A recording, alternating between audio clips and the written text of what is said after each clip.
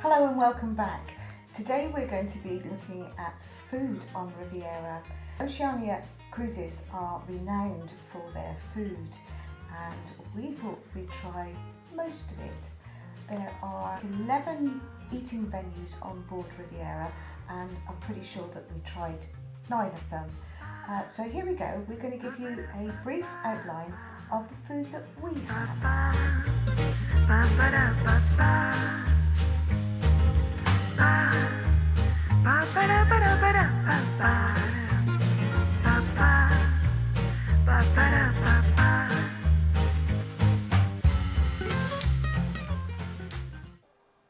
So we'll begin with breakfast in the grand dining room.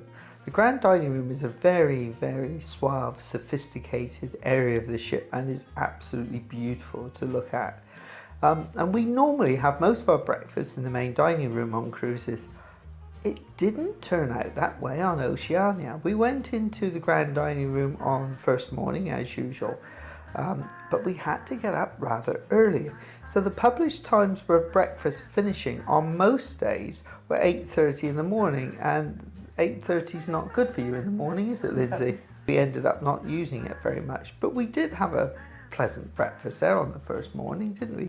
It was a nice atmosphere, it was nice to have a pot of tea, it was good service. The tea was nice. Yes, it was. And there was quite an extensive menu, wasn't there? Yeah, a good extensive menu, good choices, and what I had, I enjoyed, and what you had, you enjoyed as well, didn't you? Of course, when the main dining room really comes into its own on Riviera is actually in the evening. And here I'm going to flip up a little sample menu of the evening meal menus. Now, we ate there a couple of times, but there were so many other venues to try, we couldn't eat there every night. We have some pictures here of some of the food that we did have though. Here you'll see one of my starters, which was Serrano ham and accompanying salad, which was really, really enjoyable. I did like that. Then I had that night cauliflower soup. It tasted a bit odd, as I remember. I remember you saying at the time, yeah. And I mean, we both like our soups. I don't think I would have that one again. Then I had the sea bream and stir-fried vegetables. That was really good, very tasty. The sea bream was cooked to perfection. And I finished off with souffle of the day. Now, unfortunately, that was tasteless. And all those that were on our table said the same. So it wasn't just me, it just wasn't the right flavouring in it. But apart from that, it was quite a nice meal. We're very nice people. Very nice people. So on the same evening, I also had the Serrano ham and salad starter, which, as Lindsay said, was really nice, really fresh and tasty. I followed it up with a salad rather than the soup. Mind you, having heard what Lindsay said about her soup, I'm rather glad I did. So I had a Sicilian salad with red wine vinegar dressing, and it was really, really nice, fresh and tasty, and just a really good salad. And then we came to the main course. I opted for the beef bourguignon, and I like a beef bourguignon. I've had it many times before and enjoy it, but this was served with tagliatelle, and I didn't quite get that. So you had this lovely thick French stew on tagliatelle, and I don't know, maybe it's me, but it just didn't work. I found it quite strange. We found that several times on the ship, that they paired strange things together. Not all the time, just now and again they throw up something that was a bit different. And then to finish with, I had the cheese plate, and that was a bit different as well, because instead of having your cheese and biscuits, it was cheese with a lot of fruit, as I remember, and cake to go with it. Or walnut bread, was it? And it was just a bit different to what I'm used to. I'm not saying there was anything wrong with it, it was just different. I think you could have asked for biscuits and crackers, but you had to actually ask for them. Another positive, very little queuing, because the setup in grand dining room for dinner is that you just turn up when you want to eat. So you don't book a time, there's none of this app thing that seems to be common these days. You just turn up and then you get seated, and you can choose to share, or you can ask for a table for two, and then the very nice people show you to your table. And then you get seated. On this particular evening, we had a lovely time with a couple from the States and a couple from Canada, who were a bit jet lagged, weren't they? Just a bit, yeah.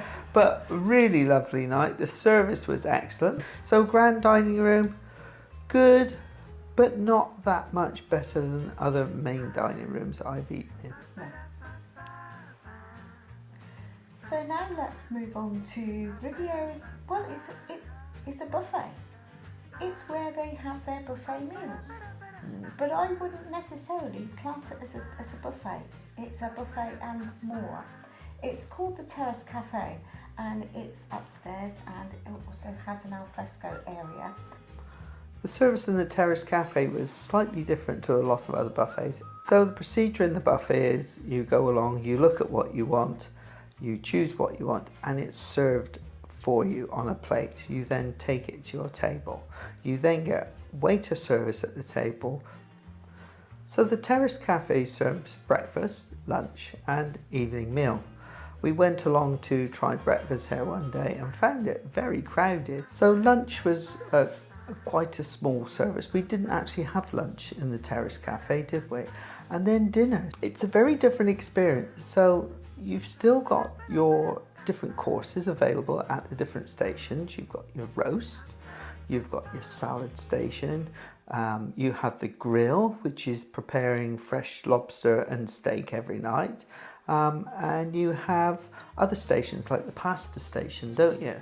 Well, I fell in love with the pasta station because the pasta was sort of half cooked, and then when you arrived there, you could choose the sauce you wanted, you could choose the filling you wanted, whether you want meat, whether you wanted fish or whatever, and they would then cook that for you. You could add little bits, you could add your chili flakes or your extra tomato sauce, whatever you wanted, but it would be cooked freshly for you at the pasta station, and then you take it back to your table where you would be served then with your drinks from the waiting staff.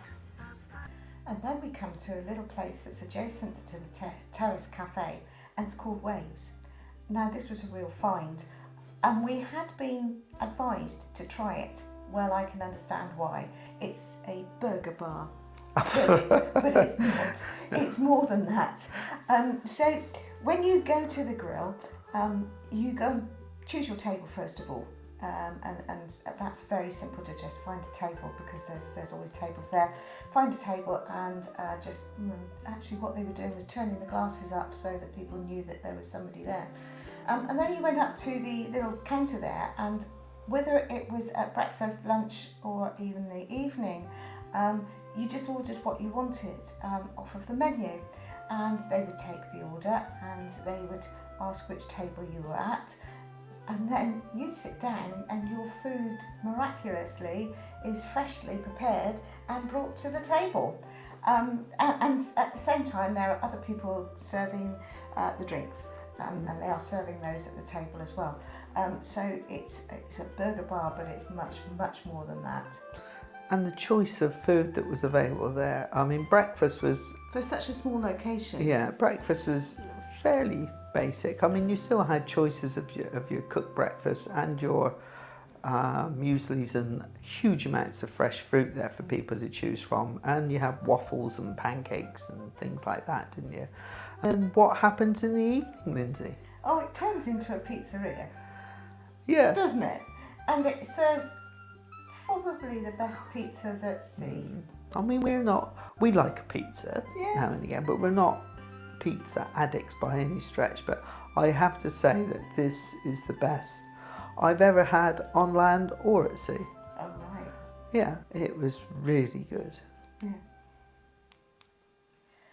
There was another place that I really enjoyed, and that was Baristas, the coffee bar, which is nicely set high up on the decks, so that from the windows you've got a view over the pool area, or you can have a view over the sea.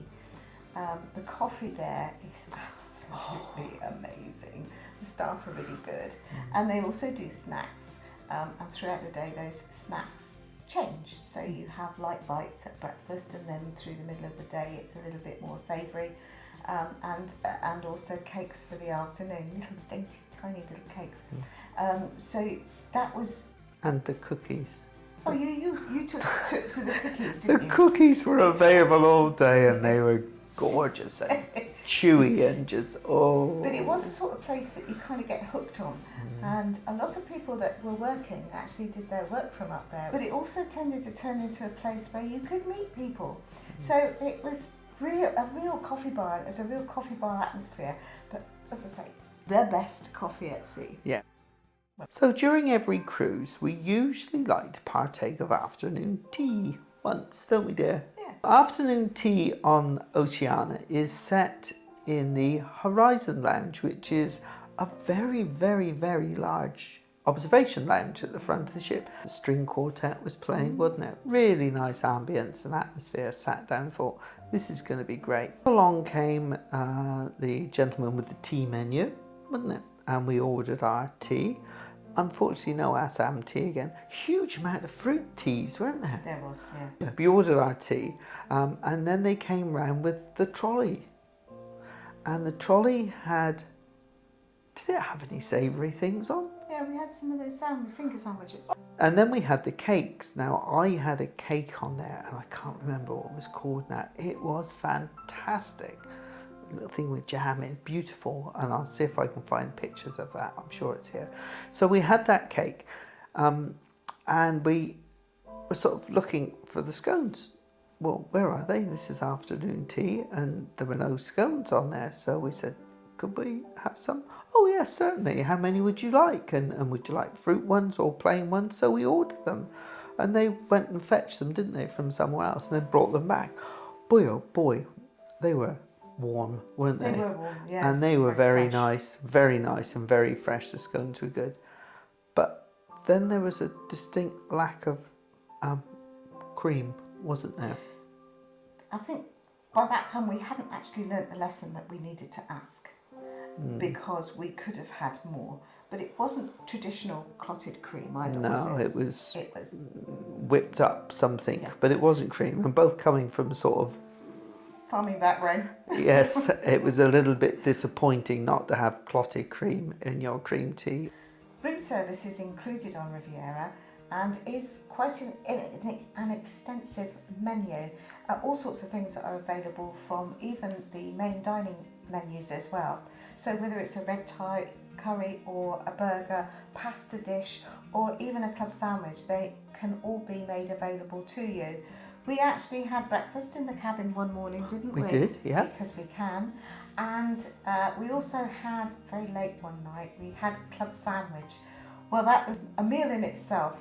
It was really good and didn't take long to come, but it filled us up. With potato chips. It came with potato chips as well. Yeah. One other area on the ship that we used a little bit, well, I used it a bit more than Lindsey actually, was the gelato and juice bar. So in the morning it would serve your own freshly prepared smoothies, and you could choose what you wanted to put in it. You just go along and say, I have a bit of this, bit of that, bit of the other, and they do it for you. Then during the day it was serving gelato, which was really nice. The cones were wonderful, and milkshakes as well. Now come to the first of one of the complimentary specialty dining venues on board, Red Ginger. This was one that we were particularly looking forward to because it's an Asian-based menu. The surroundings are beautiful, aren't they? Yeah. Really stylish. You've got a little waterfall trickling in the background. And the staff were lovely. Wonderful service. So now we come to the food. And what did you do, Lindsey, for food? Well, I started off with a variation on spring rolls. They were all right, but it was quite a big starter, really. We also had a sharing dish of prawns. And they were quite nice. They were very nice, weren't they? Yeah. But after that, I had the Thai beef salad, which was delicious. It was. I was surprised it was cold because normally you have that kind of warm, but it was cold, and it was lovely. Really enjoyed that. Very, very tasty. And then I had the miso glazed sea bass, which was absolutely delicious. I would say though I had rice with it, didn't I? No. Did I not have rice? No, you had the noodles that you said were the best part of the food. That was the noodle dish, yes. Yes, that was really good. Yes, I enjoyed that. And I finished off with caramel tapioca, which was surprisingly nice. It was cold, but I was.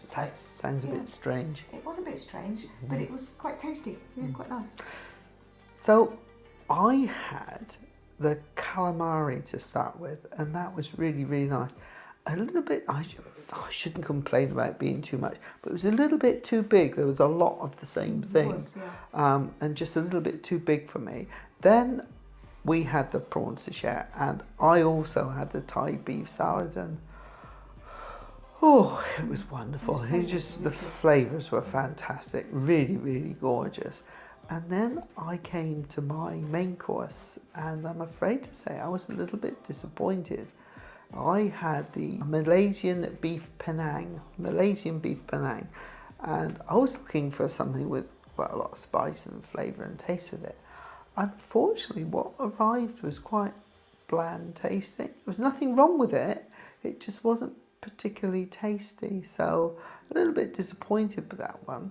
And then for pudding, I had one of their creme brulees, and that was absolutely wonderful. Super. So yeah, I think that we had a really good meal in Red Ginger. My only disappointment was the main course, and that could be because I chose the wrong thing again. When we were talking to some friends that we met, they had the same main course and they were quite disappointed in it as well. Toscana is the Italian-inspired restaurant on board. Again, it's a speciality restaurant, and of course it's included in the price. Now, we did go there and had a wonderful meal. Probably not the best Italian meal that we've had, but we did have a nice evening. The bread choices to start with, the bread was there, and of course you had olive oil and balsamic vinegar that was brought to the table, and you chose which one you wanted. We didn't really know what to choose, did we? We were guided by the knowledgeable waiter. Yeah, we were. It was very nice. And that was very nice. But that was a lovely start to the meal, wasn't it?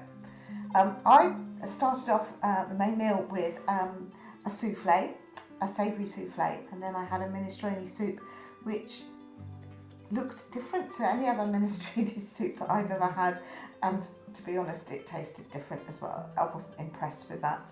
And then I had a spaghetti carbonara for the pasta course, and then I had suckling pig. I didn't have a sweet because I just couldn't eat anymore. There was too much of it. I wasn't overly impressed with the secondi. It was just not overly tasty. I had a wonderful starter after gorging myself on the bread.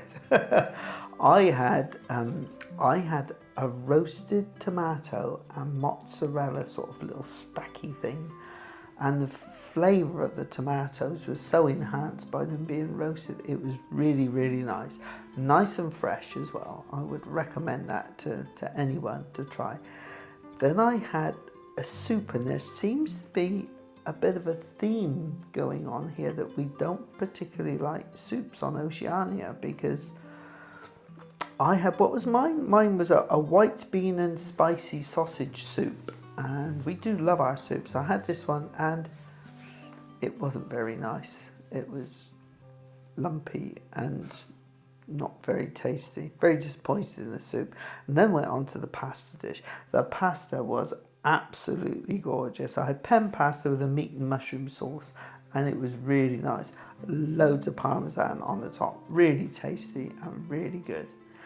Then I had my main course, which could have been very good. I had filet mignon with a cheese crust, and the cheese crust was to die for. Unfortunately, my steak was rather overcooked, which is a bit of a shame with filet mignon, and I even had a job to cut it, so unfortunately it didn't all get eaten. And again, I was full, so we had no pudding. But yeah, Toscana, okay. Yeah, okay, but not okay. Not the best food, is it? Not the best, no. So we now come to included specialty restaurant number 3, which is Jacques, the onboard French restaurant. I was a little apprehensive about the menu here and not really quite sure whether I'd enjoy it, but we went along and I was very, very pleasantly surprised. Again, we started with the bread, and it was wonderful. French bread, beautiful, wasn't it? Yeah, Bread. that's it. Yeah, we do like our bread. It's one of our downfalls, but we love our bread, we love our soup. So, bread was good. Then to start with, I had a goat's cheese souffle, and this was absolutely packed with flavour. It was beautiful. It was light and fluffy and just really, really nice. Then after that, I had the French onion soup. Now this was an exception to soups on board, because the French onion soup in Jacques was excellent, beautiful to eat. Lindsey had a problem with hers because you had so much cheese, it was dribbling everywhere, didn't you? It was really nice and really tasty. And then for my main course, I opted for a prime rib. Not something we have very often in the UK, but went for the prime rib. And again, it had a problem. It was cooked around the outside, and in the middle I couldn't get the knife through it. So yeah, quite disappointing that. But Jacques did redeem himself with the pudding, because we did have pudding that night. I had the mille-feuille, and again, that was absolutely stunning, and it was a really wonderful night as we sort of sailed out from Bordeaux, didn't we? Yeah, it was really nice to be in a French restaurant on a ship, sailing out of a French port. It was really quite special. And the ambiance of the whole restaurant there is really well done. Service, fantastic. Service is really good. Yeah, we did. I think we were both surprised at how much we enjoyed it. We did. Again, I mean, I was digging into the bread to start with, because it was absolutely amazing. And then I had a sea bass salad, which sounds perhaps a bit odd, but it was a warm salad, and it was in a sauce, and the sauce was just to die for. The fish was beautifully cooked, and the portion size was just about right. But it was really, really enjoyable. And as Ken's already said, I had French onion soup, and yes, I did have trouble getting into mine because the cheese crust was so cheesy and so crusty that it took up most of the dish, didn't it? It was absolutely amazing. And then I had the filet mignon, and it had foie gras on it. Won't have the foie gras again. Didn't like it. Just wasn't to my taste. But the filet mignon was very good. And again, then I had the mille-feuille, which just about finished the meal off. It was lovely. Lovely, yeah. So thumbs up for Jacques. We would definitely go there again and enjoy it very much so. The last of the specialty restaurants that we tried was Polo Grill. And that's a traditional steakhouse. A little bit more than a steakhouse. It's a beautiful restaurant at the top of the ship. Lovely views out over the water. And we got a beautiful seat just in from the window, but it was actually probably better there, really. But yeah, very good service again, of course, and a really tasty menu. So I started off with a beef and tomato salad, which had cheese on it. The cheese was a little bit tasteless, but it was overall it was a very tasty starter, and I would certainly have that again. I followed that with a filet mignon, and I had Idaho potato, because I've learnt that chips aren't my thing really, and I had asparagus as well. That really goes quite nicely with it. Very nice, really enjoyed that. It was beautifully cooked. And then to finish, most unlike me, I had marshmallows, and they came with 3 dipping sauces. Oh my goodness, they were absolutely delicious. Really enjoyed those. You know, I started with the same bacon and tomato salad, and it really was tasty. Quite large again. Yeah. But yeah, it was really, really nice to eat. Very, very, very full flavoured. And then I had a ribeye steak. Now I must say, I've been a bit critical of the steaks on board the ship. This was beautiful. It's a ribeye steak. I had it with a pepper sauce, and it was just gorgeous. It melted in your mouth. And the other revelation that I had it with fries, and I had some of the mushrooms. And the mushrooms, oh, I don't know how they cook them or what they cook them in, but they were absolutely beautiful, wonderful mushrooms. And then I had a creme brulee to finish with, and that was really good as well. So yeah, thumbs up for Polo Grill. I think we both say that was where we had our best meal on board ship, and excellent food, excellent service. Sommelier was pretty on the ball as well, wasn't he? Yeah. So yeah, loved Polo Grill, really great. There were 2 other dining venues on board that we didn't try, partly because we just didn't have the time. But also, they were also upcharged, and when I say upcharged, they were upcharged, big time. But if you want this sort of thing, then this is the place to go. So, La Reserve is the first one we're going to cover here. It does a tasting menu of between 4 and 7 courses, and it does it with wine pairings. And it does showcase some of their best cuisine. Now, as I say, we didn't try it, so we can't give any particular details on that. But the cost of those range from $75 to $295. But you can have meals that include scallops, lobster, Dover sole, beef tenderloin, accompanying wines and champagnes. So it's quite a special place to be. And the final one was a place called Privé, which is even more exclusive. So this could be reserved for a private dinner for up to 8 guests, often referred to as the ultimate chef's table. So the menu is a 7-course menu, specially designed in consultation with the chef, as it's a private meal. If you've got this far in the video, you must be very dedicated or a real foodie. So it just remains for me to thank you for watching, and please consider subscribing to our channel. It costs you nothing, but it will help us produce more information like this.